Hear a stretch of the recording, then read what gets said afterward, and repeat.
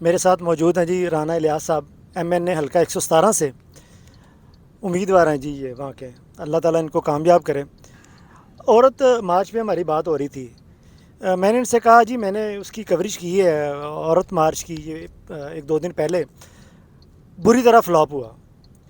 وہاں جو میں سن رہا تھا ان کے نعرے خواتین کے، ہمیں آزادی چاہیے، ہمیں حقوق چاہیے، مجھے سمجھ نہیں آئی وہ کون سے حقوق کی بات کر رہی تھی، کون سی آزادی کی جو ہے نا وہ بات کر رہی تھی۔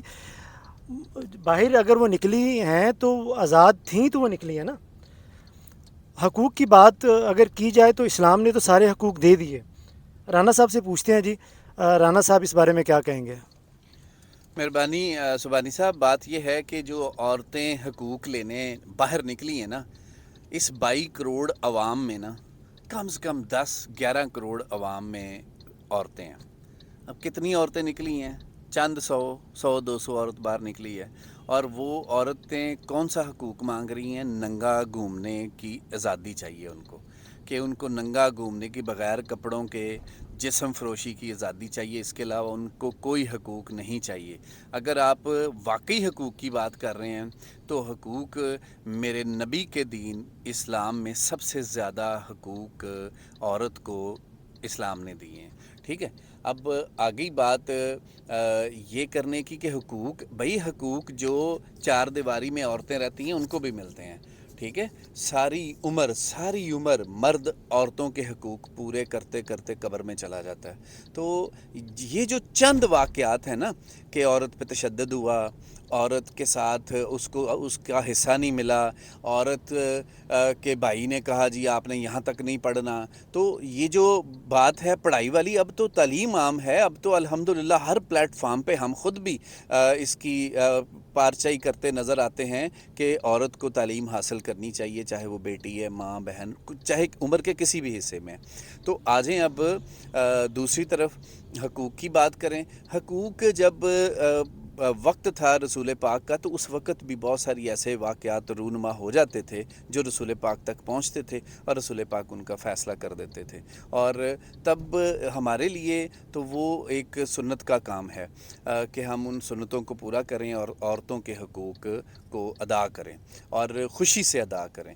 جہاں تک اس ٹولے کی بات ہے، یہ ٹولہ صرف آپ سبحانی صاحب گندگی پھیلانے کے علاوہ، جسم فروشی کے علاوہ، ننگا گھومنے کے علاوہ کسی اور آزادی ان کو نہیں چاہیے۔ اور یہ آزادی آپ کے جو رہ گئی ہے تھوڑی بہت آزادی، میں کہتا ہوں کہ جو امن رہ گیا آپ کے ملک کا، ان عورتوں نے وہ بھی خراب کر لینا ہے، ٹھیک۔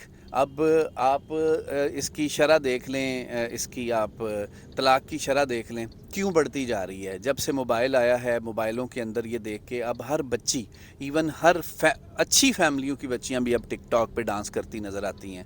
تو بھائی کون سی آزادی کی بات کر رہے ہو؟ ٹھیک ہے، آپ کو پاکیزگی نہیں چاہیے؟ ان سے پوچھیں، ان کو پاکیزگی نہیں چاہیے؟